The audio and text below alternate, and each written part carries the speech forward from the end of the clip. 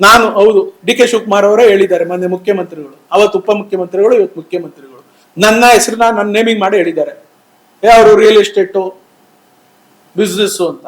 ನಾನು ಇವತ್ತು real estate business. ಹೌದು, ನನಗೆ 3 ಕೋಟಿ ಜಮೀನು ಕೊಡಿಸಿ, ಜಮೀನು ಎಲ್ಲ ತಗೋತೀವಿ, 1000 ಎಕರೆನ. ನಮ್ಮ ಹತ್ರನು ಡೆವಲಪರ್ಗಳು ಬಿಲ್ಡರ್ಸ್ಗಳಿದ್ದಾರೆ, ಇವ್ರಿಗಿಂತ 1 ಕೋಟಿ ರೂಪಾಯಿ ಜಾಸ್ತಿನ ಕೊಡಿಸ್ತೀವಲ್ಲ, ಕೊಡಿಸ್ತಾರ? ಬೇರೆ ಯಾರು ಲಾಭ ಮಾಡಬಾರ್ದು ಇದರಲ್ಲಿ. ಅಂದ್ರೆ ನಾನ್ ಲಾಭ ಮಾಡ್ಬೇಕು ಅಂತ ಉದ್ದೇಶ ಅಲ್ಲ.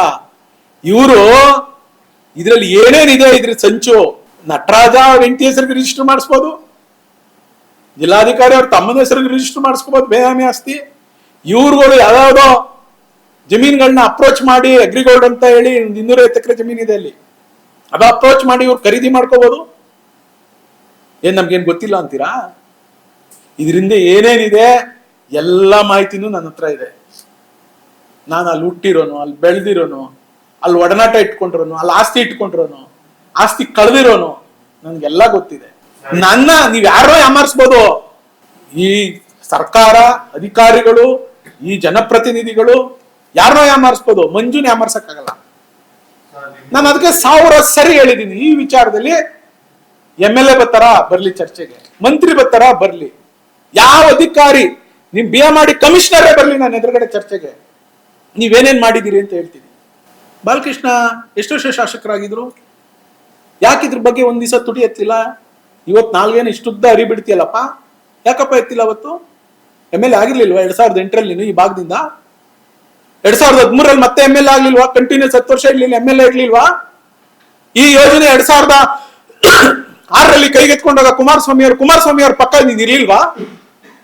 ಏನ್ ಮಾಡ್ತಿದೆ? ಕಳ್ಳೆಪಪ್ಪು ತಿಂತಿದ್ದ ಅವತ್ತು ಯಾರೋ ರೈತರು ಪ್ರಜ್ಞೆ ಬರ್ಲಿಲ್ವಾ ನಿನ್ಗೆ? ನಾನು 5 ವರ್ಷ MLA ನಾನೇನೇನ್ ಮಾಡಿದೀನಿ ಅಂತ ದಾಖಲೆ ಕೊಡ್ತೀನಿ ನಿಮ್ಗೆ. ಎಷ್ಟು ಬಾರಿ ಪಿಟಿಷನ್ ಕಮಿಟಿನಲ್ಲಿ ಚರ್ಚೆ ಮಾಡಿದ್ದೀನಿ, ಏನೇನು ವರದಿ ಮಾಡಿಸಿದ್ದೀನಿ, ಎಷ್ಟು ಬಾರಿ ಅಸೆಂಬ್ಲಿನಲ್ಲಿ ಇದಕ್ಕೆ ಅರ್ಜಿ ಹಾಕಿದ್ದೀನಿ, ಏನ್ ಉತ್ತರ ತಗೊಂಡಿದ್ದೀನಿ. ಮಾಡಿದೀರಾ ನೀವು? ಅವ್ರು ಕೇಳಿದ್ರು ಅದ್ಯಾವುದೋ ಒಂದು ಫೋಟೋ ಯಡಿಯೂರಪ್ಪ ಅವ್ರ ಹತ್ರ ಹೋಗಿ ನಾವು ರಿಕ್ವೆಸ್ಟ್ ಮಾಡ್ಕೊಂಡಿ ಅಂತ. ಆ ಜಮೀನನ್ನ SPR ತಿಮ್ಮೇಗೌಡರು ಅವ್ರದ್ದು 2,500 ಎಕರೆ 3,000 ಎಕರೆ ಜಮೀನಿತ್ತು. ಅವ್ರು 650 ಕೋಟಿ ರೂಪಾಯಿ ಸರ್ಕಾರ ದುಡ್ಡು ಕಟ್ಟಬೇಕಾಗಿತ್ತು. ಅವರು ಎಲ್ಲ ಅರಕ್ ಬಾಬ್ ನಡೆಸಿ ಸರ್ಕಾರ ಅವ್ರಿಗೆ ಕೇಸ್ ಆಗಿ ಸರ್ಕಾರ ದುಡ್ಡು ಕಟ್ಟಬೇಕು ಅಂತ ಆದೇಶ ಆಯ್ತು. ಅವ್ರು ಬಂದು ನನ್ನ ಜಮೀನ್ ಇದೆ, ನನ್ನ ಜಮೀನ್ KDB ಅಕ್ವೈರ್ ಮಾಡ್ಕೊಂಡು ಸರ್ಕಾರ ನೀವು ದುಡ್ಡು ಮುಟ್ಕೊಂಡು ಹಾಕೊಳ್ಳಿ ಅಂತ ಸರ್ಕಾರದ ಮುಂದೆ ಹೇಳಿದ್ರು. ಸರ್ಕಾರ KDB ತಗೊಂಡು ದುಡ್ಡ ಸರ್ಕಾರ ಕಟ್ಟಿಸ್ಕೊಂಡಿದೆ. ಮಾಗಡಿಲ್ ಯೋಜನೆ ಮಾಡಿದ್ರೆ ಅದು ರೈತ ವಿರೋಧಿ ಯೋಜನೆ, ಬಿಡದಿಲ್ ಮಾಡಿದ್ರೆ ರೈತ ಪರ ಯೋಜನೆ. ನೀನ್ ಯೋಗ್ಯತೆಗೆ 80% ರೈತರು ಒಪ್ಪಿದ್ದಾರೆ ಅಂತ ನೀನ್ ಯಾವ ಬಾಲ್ಯಲ್ಲಿ ಹೇಳ್ತೀರಿ? ನಿನ್ಗೆ ಮನುಷ್ಯತ್ವ ಇದೆಯಾ? ಮಾನವೀಯತೆ ಇದೆಯಾ ಏನಾದ್ರು ಮಾತಾಡಕ್ಕೆ? 80% ರೈತರು ಒಪ್ಪಿದ್ದಾರೆ ಅಂತ ಟಿವಿ ಮಾಧ್ಯಮದಲ್ಲಿ ಕುತ್ಕೊಂಡು ಹೇಳ್ತಿರಲ್ರಿ.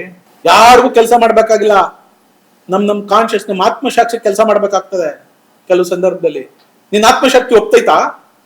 ಆ ರೈತರೆಲ್ಲ ಪಾಪ ಕಣ್ಣೀರಲ್ಲಿ ಕೈ ತೊಳಿತಾ ಇದ್ದಾರೆ, ಕಣ್ಣಲ್ಲಿ ರಕ್ತ ಸುರಿತಾ ಇದೆ.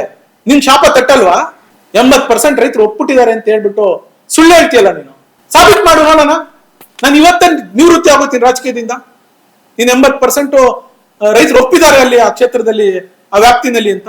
ಇವತ್ತೇ ನಾನು ರಾಜಕೀಯದಿಂದ ನಿವೃತ್ತಿ ಆಗ್ತೀನಿ ನೀನ್ ಸಾಬೀತು ಮಾಡಿದ್ರೆ.